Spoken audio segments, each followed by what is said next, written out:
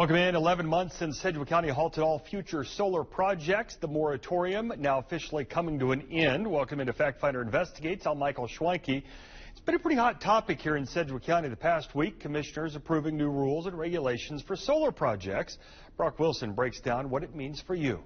Commissioner Meitzner. Aye. Commissioner Dennis. Aye. Commissioner Howell. No. Commissioner Lopez. Aye. Chairman Beatty. Aye. And with that, Sedgwick County's solar moratorium is coming to an end. What we passed were some rules and regulations for our zoning regulations on how that you site a solar project within the unincorporated areas of Sedgwick County. Despite the moratorium ending, some supporters of solar are unhappy with the outcome. The state of Kansas is very, very far behind in its evolution to develop survivable, sustainable, and clean living. Kent Rowe lives in Sedgwick County. He says he fears the rules passed by the commission will restrict the county's solar projects. Ideally, solar farms are not what we wanted. Ideally, what we want was distributed generation through the cities and city policies, microgrids. But restrictions on where solar can be built satisfy others. We are for solar, but we were just concerned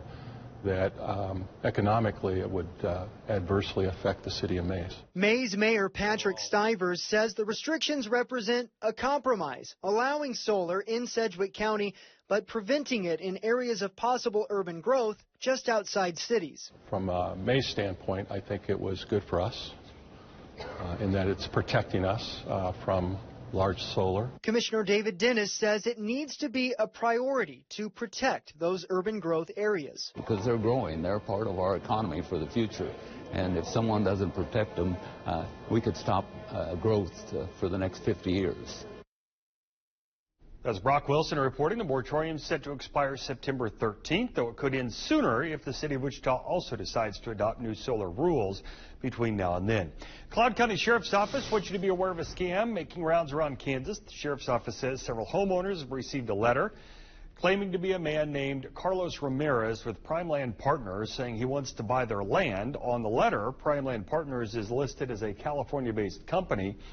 The Sheriff's Office says it's a scam that's been done in counties across the state. Do not sign any of the paperwork and don't contact the company. If you have any questions, you can call the Cloud County Sheriff's Office at the number there on your screen. Another scam we don't want you to fall for. The Chanute Police Department says someone's posing as a realtor with properties for rent on Facebook, and they're asking for a $50 application fee. Make sure, do your due diligence. If you're looking to rent a home or an apartment, some of the properties listed by the scammer have people living in them currently. Wichita fire trucks taken out of service for repair. The backup truck also broken. Now, Wichita's fire union's voicing concerns on the lack of fire coverage in the city's busiest area. Investigator Brandon Stitt talked with union leadership and how the city's responding. When the tones drop at a Wichita fire station, the fire trucks roll. But what happens when the truck gets on scene and it doesn't work? According to the Wichita Fire Union president, Ted Bush, it's happening. When 40% of your trucks are down due to mechanical issues, you've got a problem, and that's a concern for us. In a Facebook post, the union says 3 of Wichita's 7 truck companies are down. In the fire service, a truck company is a large ladder truck with a platform, one that costs about $2 million. The problem, according to Bush, isn't taking the truck out of service for repairs or maintenance. We have mainline trucks that are breaking down.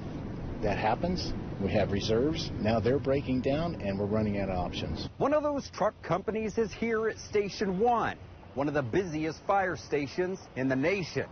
And when its ladder truck went down for repair, a reserve replaced it. But according to the fire union, that was a functioning truck. And Bush says keeping up on repairs has become a problem within the fire department. You have to stay on top of these things, and we're not doing it. We need leadership now. We need a fresh look at the fire department. That's all I'm saying. This is just another example. In Wichita, Brandon Stitt, 12 News. We did reach out to the city regarding the specific broken fire truck. They say in part a truck was taken offline for maintenance. This is done prudently and with advanced planning to ensure that at no time is the community at risk. The department has a contingent of reserve vehicles, and other stations are put on alert so that at no time is our city without coverage. Same doctors, same nurses, but higher bills. For them to change the way they bill it and say that it's a hospital service as an outpatient, it just didn't make sense to me. Our national investigative team examines what's happening when doctors' offices are purchased by big hospitals. There are trucks, and then there's the GMC Sierra, available with the connected driving experience.